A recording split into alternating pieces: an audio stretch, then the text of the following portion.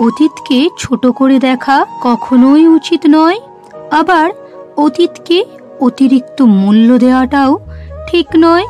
তাই তো জ্ঞানী ব্যক্তিরা বলেন, অতীত থেকে সিদ্ধান্ত নয়, বরং শিক্ষা নেওয়া উচিত। জীবনের প্রতিটা ধাপে দেখতে দেখতে সবাই তোমাকে ছেড়ে চলে যাবে, কিন্তু দুঃখ তোমাকে কখনোই ছাড়বে না। সুখের পর দুঃখ আসে, দুঃখের পরে সুখ, এটাই জীবনের বাস্তবতা। সত্যি কথা বলতে, মানুষের পুরো জীবনটাই হচ্ছে একটা সরল অঙ্কের মতো, বলতে পারো পুরো পাটিগণিতের মতো। অর্থাৎ আমরা যতই জীবনে এগিয়ে যাচ্ছি, ততই জীবনের সমাধানের দিকে যাচ্ছি।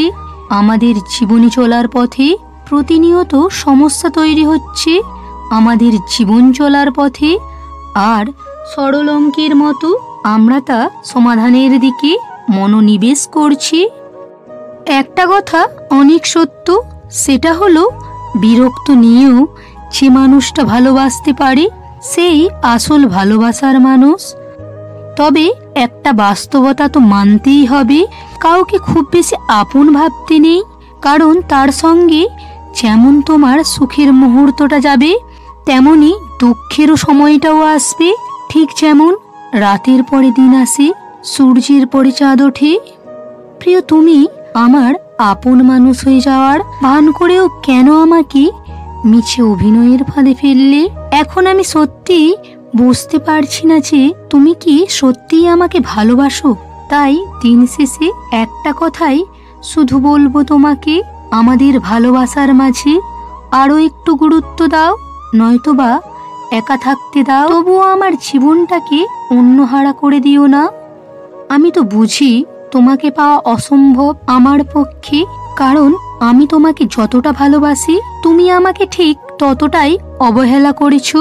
হয়তোবা আমাদের আর কোনোদিনও কথা হবে না, তুমি আমার আপন হয়েও কল্পনা হয়ে গেলে। তুমি আমাকে সেদিন জিজ্ঞেস করেছিলে আমি কেন তোমাকে ভালোবাসি।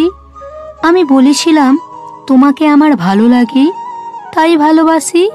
কিন্তু তুমি অট্ট হাসিতে হেসে আমাকে অবহেলার সুরে বলেছ, এমনি কখনো কাউকে ভালো লাগে না।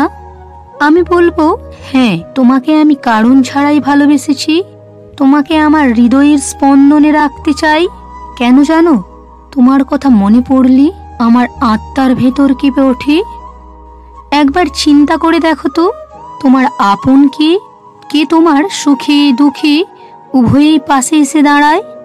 সত্যি কথা বলতে, এরকম মানুষ যদি তোমার জীবনে পেয়ে থাকো, তাহলে কখনোই তাকে হারিয়ে দিও না, সর্বদা তাকে আগলে রেখো বুকের মাঝে, ভালোবেসে যত্ন নিও।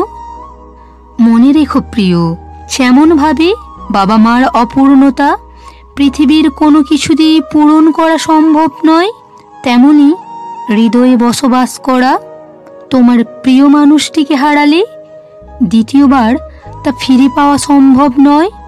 তাই আপন মানুষগুলোকে নিজের জীবনের মতো করে আঁকড়ে ধরে রাখো। কখনোই আপনজনদেরকে ইচ্ছাকৃতভাবে ঠেলে দিও না বিপদের পথে। আজকালকার সমাজে ভালো মানুষের তেমন কোনো দাম নেই। তুমি যখন ভালো কিছু করতে যাবে, তখন তোমাকে উৎসাহ না দিয়ে বরং অট্টহাসি করবে। সবচাইতে ভালো কৌশল হলো সমাজে বেঁচে থাকার জন্য সবার সঙ্গে পরিচয় রাখবে, কিন্তু কখনোই সম্পর্ক গড়বে না, কারণ এই সম্পর্কের খাতিরে নিজের স্বার্থগুলোকে হাসিল করে একটা সময় তোমাকে অবহেলা করে দূরে ঠেলে দেবে। অজানা অচেনা লোক হতে চাইবে, ঠিক তখনই তোমার সব থেকে দুঃখ হবে। তাই সম্পর্ক সবার সাথে গড়ো না। ভালো মানুষেরা মন্দ মানুষের দ্বারা তিরস্কৃত হয়, প্রতিপন্ন হয়। জীবন থেকে পালিয়ে বাঁচা সহজ, কিন্তু লড়াই করে বাঁচা কঠিন। অর্থাৎ সত্যটাকে প্রকৃত শতরূপে প্রতিষ্ঠিত করে সমাজে বেঁচে থাকা কঠিন হয়ে যায়। তখন তোমার চলাফেরা করা জীবনযাপনের জায়গাগুলো সংকীর্ণতায় পূর্ণ হবে, আর মন্দ লোকেরা নিজের স্বাধীনতা অনুযায়ী স্বেচ্ছায় উপভোগ করবে। ভালো মানুষের কথাগুলো হয়তো খুবই সংক্ষিপ্ত ও সহজ হতে পারে। ভালোবাসাকে মূল্যবান করা ততটাই প্রয়োজন হতে পারে, কিন্তু বিশ্বাস করো, ভালো মানুষের প্রতিধ্বনি কখনোই শেষ হয় না। বন্ধুরা, ভিডিওটা কেমন হয়েছে অবশ্যই কমেন্ট করে জানিও।